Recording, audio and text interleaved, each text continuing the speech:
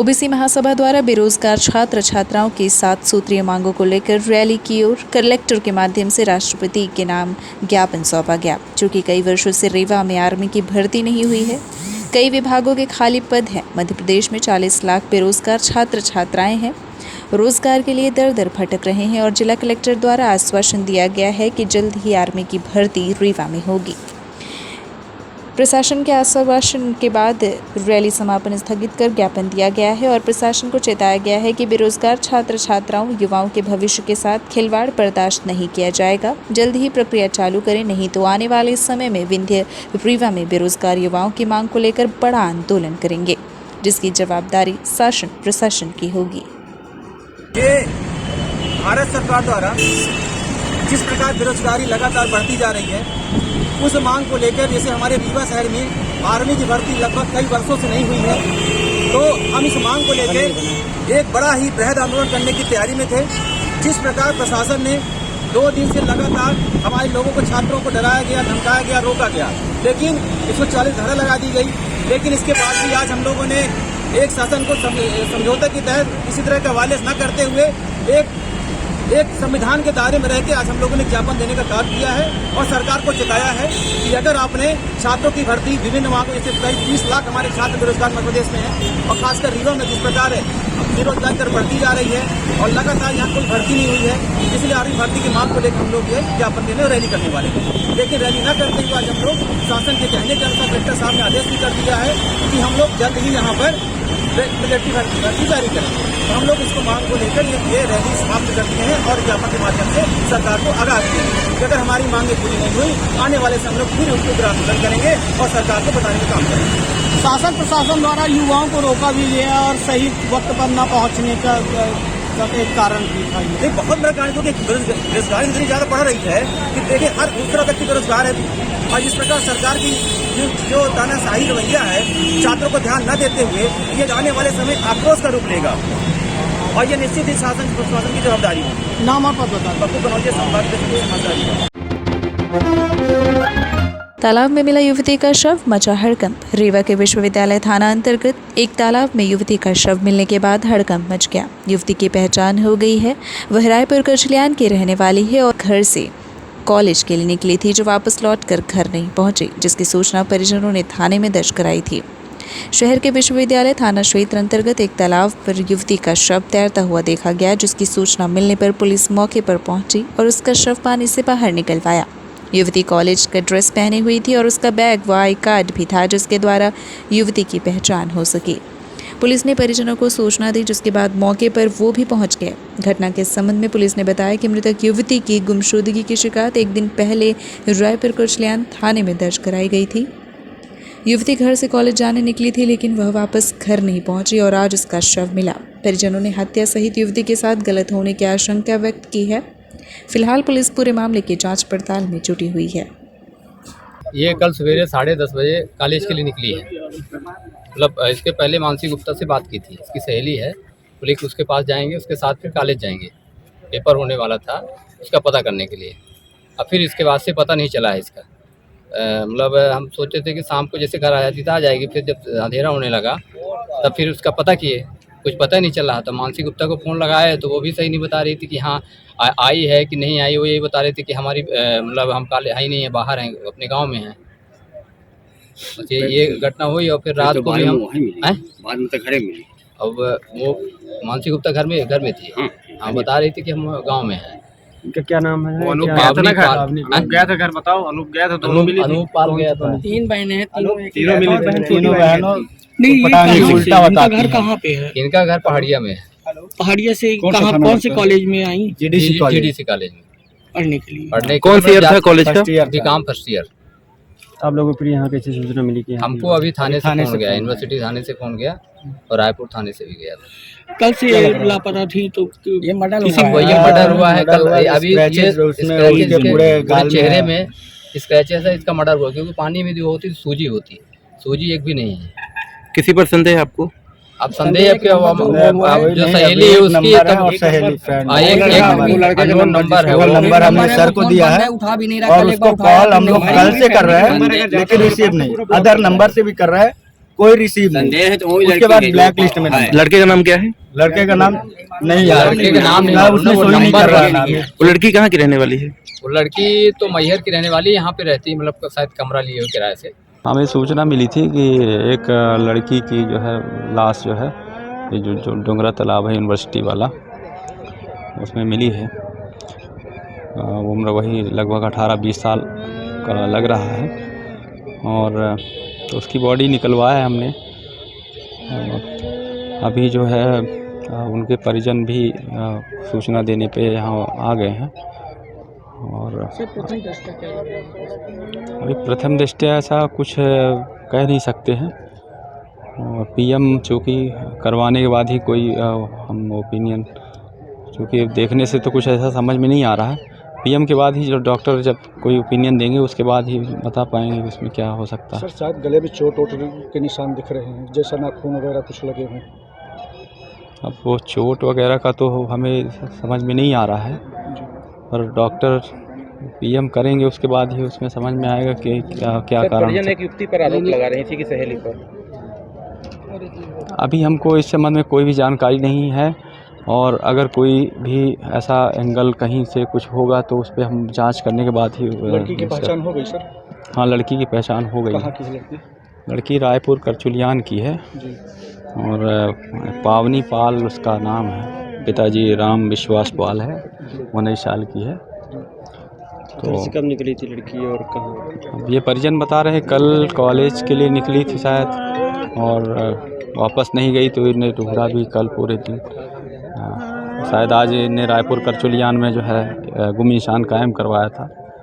तो जब बॉडी मिली तो हमने वहाँ से संपर्क किया तो वो पता चला, तो परिजनों से संपर्क किया तो मैंने पहचान लिया। सर परिजन ने भी आरोप लगाया कि उसी की सहेली से 17 तारीख को बात हुई थी, बात होने के अगले दिन से लापता हो गई, सहेली का फ़ोन भी बंद आ रहा है। अभी तो हमें इस संबंध में जानकारी नहीं है, अगर कोई भी ऐसा वो होगा तो हम उसे जांच करेंगे और जैसे तत्परता से उसमें जो भी है।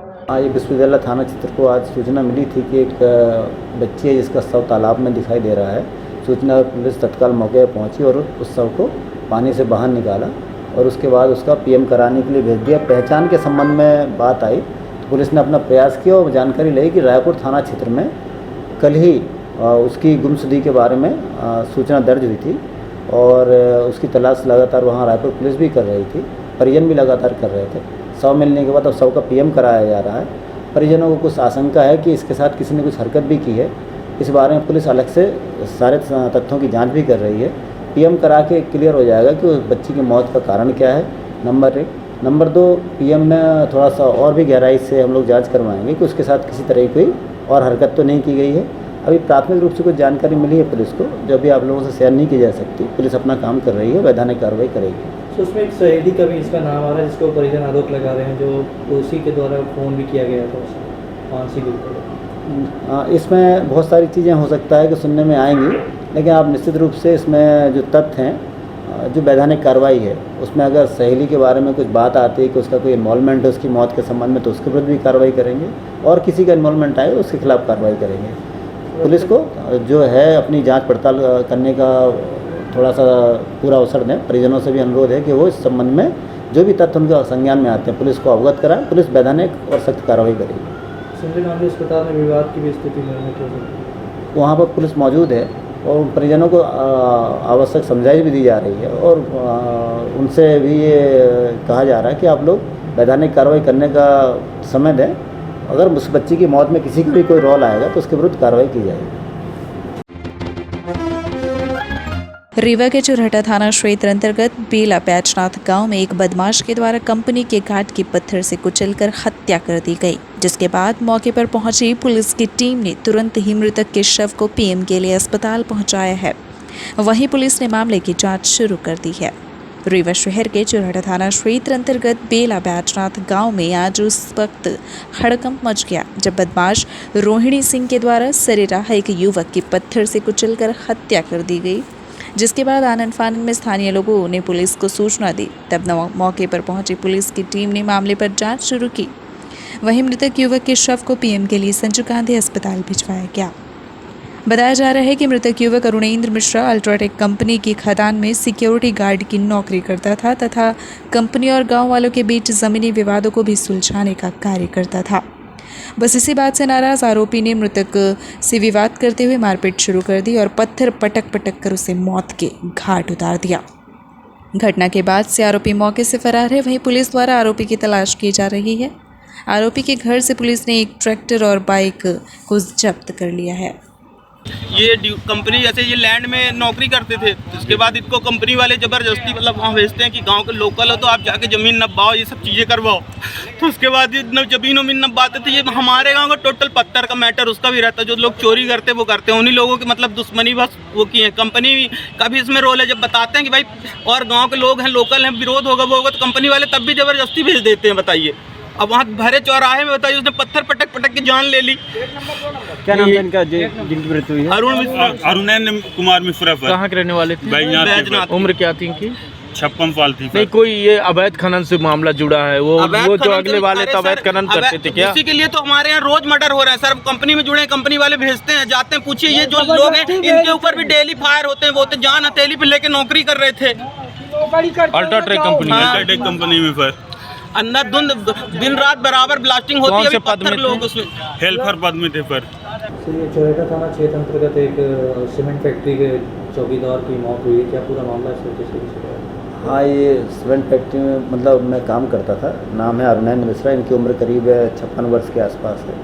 ये बैजनाथ के रहने वाले थे और ये फैक्ट्री में लैंड डिपार्टमेंट में काम करते थे। ये कल फैक्ट्री में काम करने के बाद फिर वो जो चौराहा है जिसको माइन चौराहा बोलते हैं, वहाँ पे गए तो वहाँ पर एक रोहिणी सिंह सुनौरा के रहने वाले थे। करीब 28 वर्ष के आसपास की उम्र इनकी। कुछ नशे की हालत में भी था और इसका कहना है कि इसने विवाद किया कि तू कंपनी के लिए बहुत नेतागिरी करता है, ऐसा करता है, वैसा करता है। तो उसको मतलब पटक दिया और उसके ऊपर एक पत्थर पटक दिया है। उसके बाद वो पत्थरों से उसको और पटके जिससे उसके चोट लगने से उसकी मौत हो गई। इसके बाद पुलिस को जानकारी लगी। पुलिस ने तत्काल घटनास्थल पर पहुंचकर उसमें तत्परता से कार्रवाई की, प्रकरण पंजीबद्ध किया 302 का और आरोपी की पतासाजी की। आरोपी के घर गए तो वहाँ उनकी बुजुर्ग माँ मिली है बस, और घर में कोई नहीं था।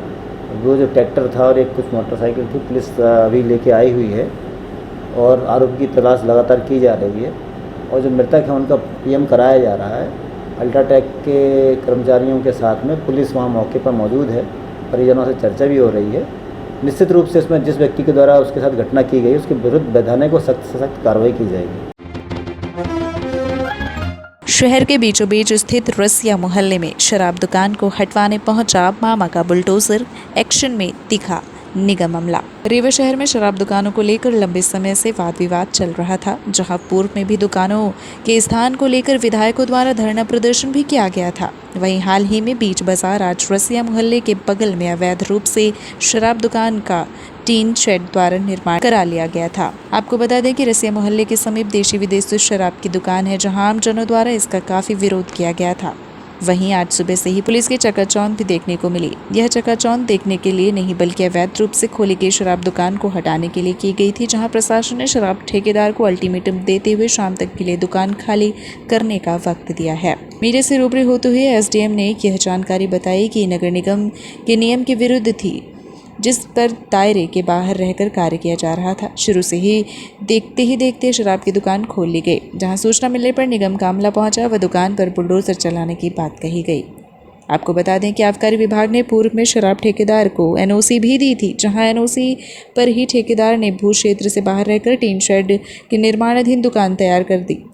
वहीं एनओसी को तत्काल रद्द करते हुए ठेकेदार को यह हिदायत दी गई है, यह दुकान अगर यहां से नहीं हटाई गई तो नियम के तहत आबकारी द्वारा यह कार्यवाही की जाएगी। वहीं ठेकेदार को शाम तक की मोहलत दी गई है कि समय रहते दुकान यहां से हटा ले, अन्यथा प्रशासन का बुलडोजर चलेगा।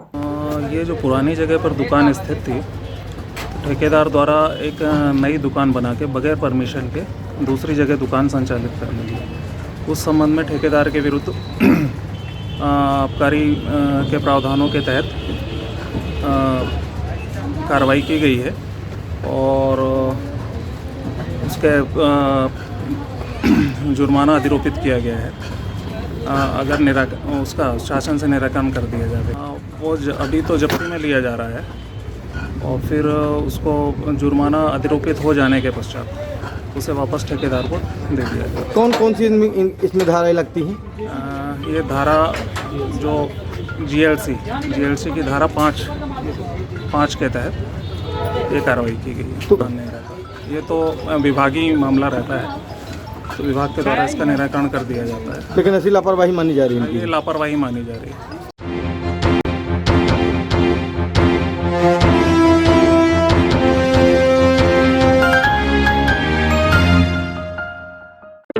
महानगरों के बाद अब आपके शहर रीवा में आ गया है हाई स्पीड के साथ न्यू ब्रॉडबैंड रेलटेल, जिसमें आपको मिलेगी अच्छी स्पीड और बेहतर सर्विस। तो न्यू ब्रॉडबैंड कनेक्शन के लिए संपर्क करें VPS केबल नेटवर्क, पता John tower 2nd floor near college Chowk Rewa. Mobile number है 90099222332 और 9425470430। धन्यवाद। Maruti interior and consultant Rewa, अपने सपनों से सजे घर को सजोएं Maruti interior and consultant Rewa के साथ, जिसमें आपके सपनों से सजा modular kitchen, luxury dining hall,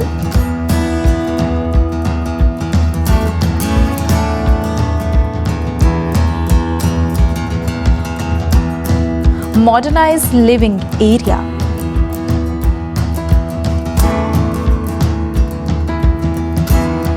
hanging lights,